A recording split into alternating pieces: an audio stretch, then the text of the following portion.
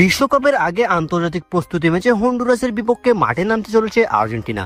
দর্শক, যে দুইটা ম্যাচ হতে চলেছে আর্জেন্টিনার জন্য গোপন ট্রাম্প কার্ড, কেননা এই দুইটা ম্যাচের মধ্য দিয়ে লিওনেল স্কালোনির ইয়াং প্লেয়ারদের বাজিয়ে দেখবেন।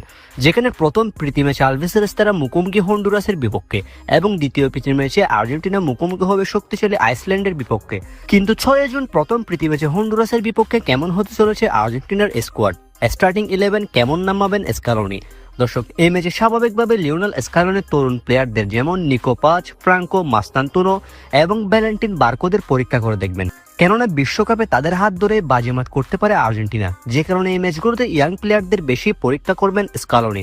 চলুন দেখে নেওয়া যে কেমন হতে পারে স্কালোনির শুরুর একাদশ হন্ডুরাসের বিপক্ষে 6 জুন।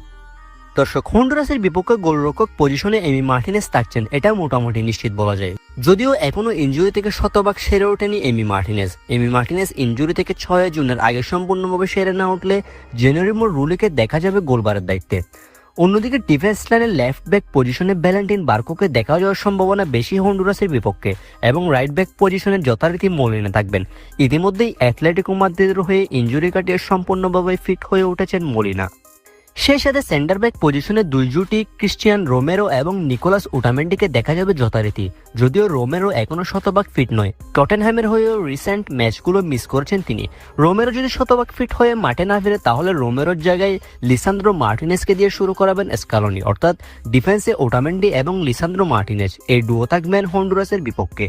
অন্যদিকে মিডফিল্ড পজিশন বরাবরই শক্তিশালী আর্জেন্টিনার, যেখানে এনজো ফার্নান্দেস এবং রদ্রিগো দি পল নেতৃত্ব দিবেন। রদ্রিগো দি পলের পরিবর্তে পারাদিসকেও স্টার্টিং 11-এ রাখতে পারেন লিওনেল স্কালোনি। সেই সাথে তরুণ প্রজন্মের ডি মারিয়া, নিকো পাচ প্রথমবারের মতো আর্জেন্টিনার হয়ে বিশ্বকাপ খেলতে যাচ্ছে, যে কারণে বর্তমানে নিজেকে ঝালিয়ে নেওয়া দলের হয়ে খুবই জরুরি। যদিও বর্তমানে কোমর হয়ে দুর্দান্ত পারফরমেন্স করছেন নিকো, কাটিয়েছেন দুর্দান্ত এক সিজন। হন্ডুরাসের বিপক্ষে তাকে শুরুর একাদশে দেখা যাওয়ার সম্ভাবনা বেশি মিডফিল্ডে।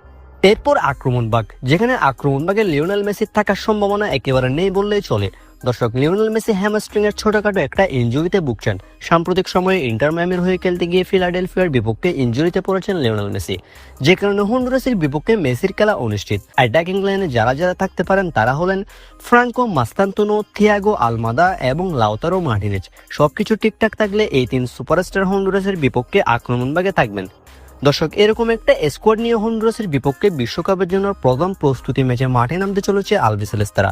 দর্শক, আপনার মধ্যে শেষ পর্যন্ত ম্যাচটিতে কে জয় পাবে, আর্জেন্টিনা নাকি হন্ডুরাস? কমেন্ট বক্সে আপনার মতামতটি জানিয়ে দিতে পারেন।